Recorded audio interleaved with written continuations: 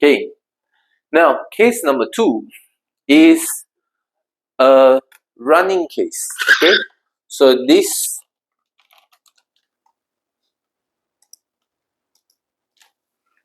I think case number 2,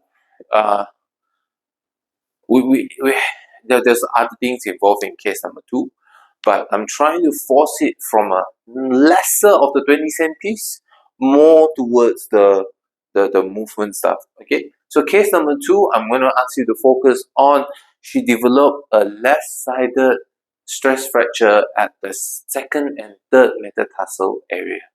Okay, is it due to increased load of training? No. Is it due to any form of steroidal usage and all that? No. We don't know what causes it. Okay, but I'm looking into a relative energy deficiency syndrome. It's a cluster of things that put things all clustered in together, and look out for it if it's a female and they're going through some stressful time, they don't sleep well, and so forth. This clientele seems to develop some form of injury that recurs without any real mechanical source. It is some of the in thing right now, but it doesn't quite tell us how to treat it specifically, but you have to treat it a little bit more holistically. Okay, so as I've mentioned, I want to work on it from a functional end to guide you guys today. Okay, so we have a left foot stress fracture on the second and third toe. Okay, she plays badminton. She does running. Okay, and what we know of badminton, this is left foot. How come she's feeling it? So badminton, you land onto it. Okay, fine. Badminton, when you lunge into it, yeah, that's where she gets it. When she's doing this, she's not able to really pivot on the foot just for balance, but she's really just pushing off it. Same thing as her run. When she's running, she's landing on this leg and she is pushing off it. So maybe this functional impairment here have led her to her stress reaction when she is a little bit down through her energy deficit. Maybe. So the FMS that I've decided to use is the inline lunges. So it's inline, you're going down this side versus going down this side. It mimics badminton. It mimics running. It mimics lots of things, right? Split, yes, she did some ollie lifting, so her split jerks is like that, so wide one. Okay, that's exaggerating, but you get the hint of it. So if you then have to analyze what is involved in the movement that we're trying to teach her, the front leg, the ankle to be maintained in inline, your ankle has to go into eversion, it has to go into dorsiflexion. Your knee follows flexion, extension, whatever positions that it is in, but to be in inline, your ankle has to be in that position. Second, what does your hip do? The hip has to be working in a flexion and external rotated positioning. Flexion, external rotated positioning, so it can sit into that hip. If it goes internal, what would happen? The pelvis would turn and face that way. You're not doing fencing. Okay, you're doing this. You're doing a split lunge, a split squat, or whatever. Okay, so this hip has to go into external rotation. Opposite hip, what does it have to go into? It has to go into extension, internal rotation, and then what's more importantly in the foot is the ankle has to go into plantar flexion and supination, so that it stays lock and control. Okay, if it doesn't stay lock and control, they have a deficit there. Okay, because one goes flexion, external rotation, one goes extension, internal rotation, your pelvis is going to go into a contralateral torsion, right? So one will roll forward, one will roll backwards. Okay, vice versa. So this one will go forward, this one will go forward, this one will go backwards, or this one will go backwards, this one will go forward.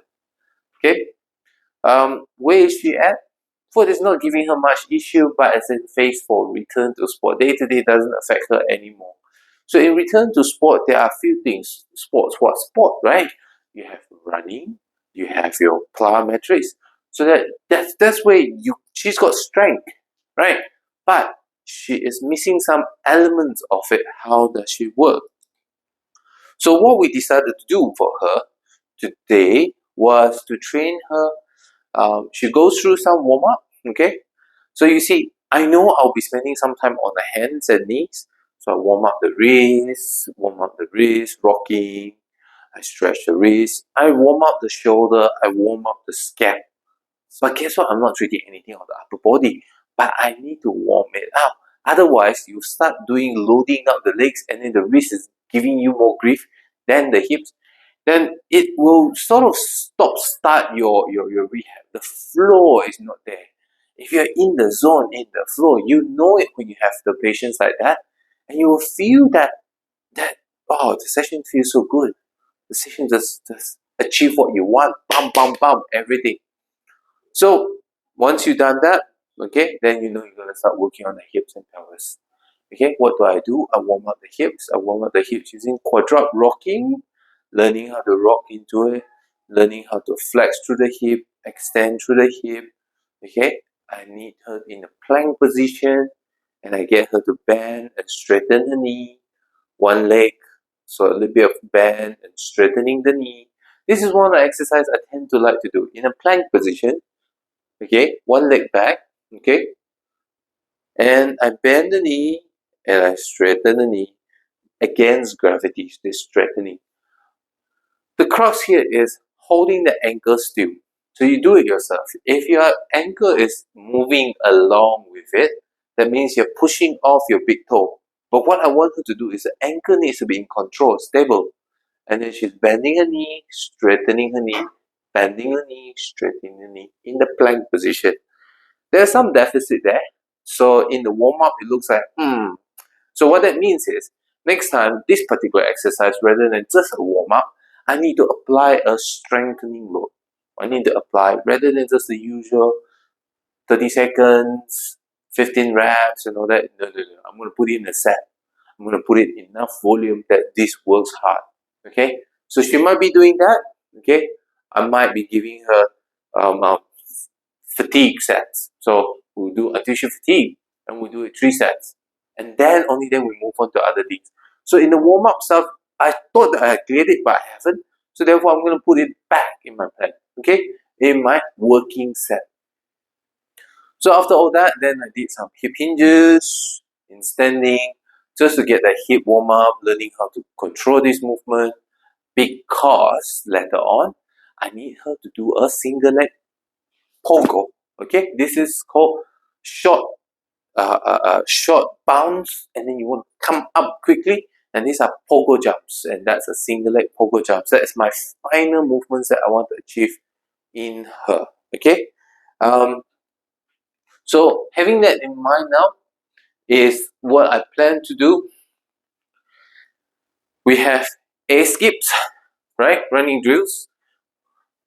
It meets our inline lunge goal.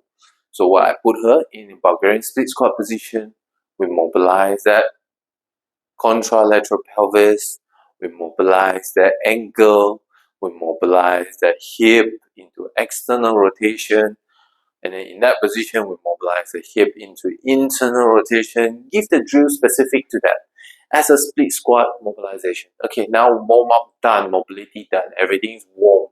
She's ready to do plyo. How many plyos do you think she needs to do? Are you going for short bounces, or are you going for somewhat of a strength and explosiveness? That's where we need to work on. Okay, today my choice is learn the control, train the brain, and load it roughly about no more than 50 reps total per movement habit patterns. So it goes by 50, 100, 120 and so forth, right? So basically that means I'm going for short bounces, I'm going for fast bounces, pump, pump, pump, right? Okay, so and the technique I choose, pogo. Pogo is a counter movement jump, meaning to say that you have a load it and quick bounce onto it, load it and quick bounce onto it. So she was in a back elevated So foot onto a bench, Bulgarian split squat position, okay?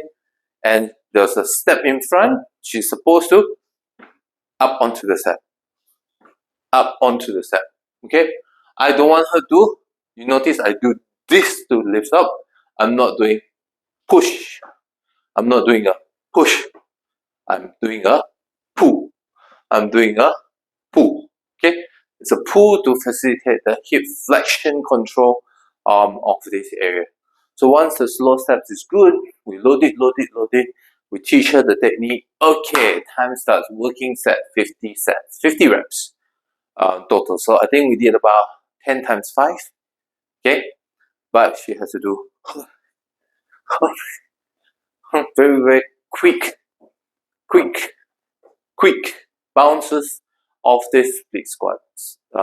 Jump up into that position. Then we go for higher bench, higher back, and higher front. So she's going into a deeper ranges of it.